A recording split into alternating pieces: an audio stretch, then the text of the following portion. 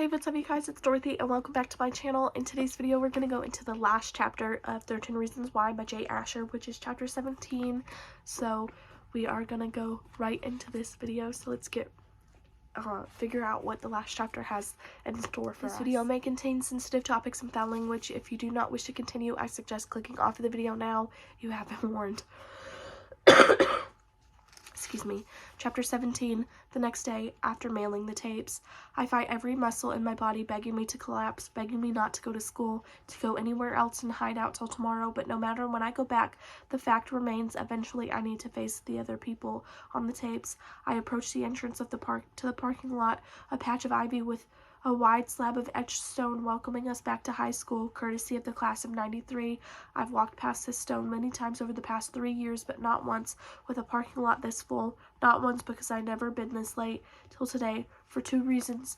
1, I waited outside the post office doors waiting for them to open so I could mail a shoebox full of audio tapes. I used a brown paper bag and a roll of packing tape to rewrap it, conveniently forgetting to add my return address. Then I mailed the package to get Jenny Kurtz, changing the way she'll see life, and she'll see the world forever. And 2, Mr. Porter, if I sit there in first period with him writing on the board or standing behind the podium, the only place I can imagine looking is in the middle of the room, one desk to the left, the empty desk of Hannah Baker. People stare at her desk every day, but today for me is profoundly different than yesterday. So I'll take this time at my locker and at the restroom or wandering through the halls. I follow a sidewalk through traces of the outer edge of the school parking lot. I follow it across the front lawn through the glass double doors of the main building, and it feels strange, almost sad to walk through the empty halls. Each step I take sounds so lonely. Behind the trophy display are 5 freestanding banks of lockers with offices and restrooms on either side. I see a few other students late for school gathering their books. I reach my locker, lean my head forward, and rest it against the cool metal door. I concentrate on my shoulders and neck, relaxing the muscles. I concentrate on my breathing to slow it down. Then I turn the combination dial to 5, then left to 4, then right to 23. How many times did I stand right here thinking I would never get a chance with Hannah Baker? I had no idea how she felt about me, no idea who she really was. Instead, I believed what other people said about her, and I was afraid that they might say about me if they knew I liked her. I spin the dial, clearing the combination 5, 4, 23. How many times after the party did I stand right here when Hannah was still alive, thinking my chances with her were over, thinking I said or did something wrong, too afraid to talk to her again, too afraid to try. And then when she died, the chances disappeared forever. It all began a few weeks ago when a map slipped through the vents of my locker. I wonder what's in Hannah's locker right now. Is it empty? Did the custodian pack everything into a box, drop it in the storage closet, waiting for her parents to return? Or does her locker remain untouched exactly as she left it? With my forehead still pressed against the metal, I turn my head just enough to look into the nearest hallway toward the always open door to first period, Mr. Porter's room. Right there outside his door is where I last saw Hannah Baker alive. I close my eyes. Who am I going to see today? Besides me, 8 people I see at this school have already listened to the tapes. 8 people today are waiting to see what the tapes have done to me, and over the next week or so, as the tapes move on, I'll be doing the same to the rest of them. In the distance, muffled by a classroom wall, comes a familiar voice. I slowly open my eyes, but the voice will never sound friendly again. I need someone to take this to the front office for me. Mr. Porter's voice creeps down the hall straight at me. The muscles in my shoulders feel tight, heavy, and I pound my fist into the locker.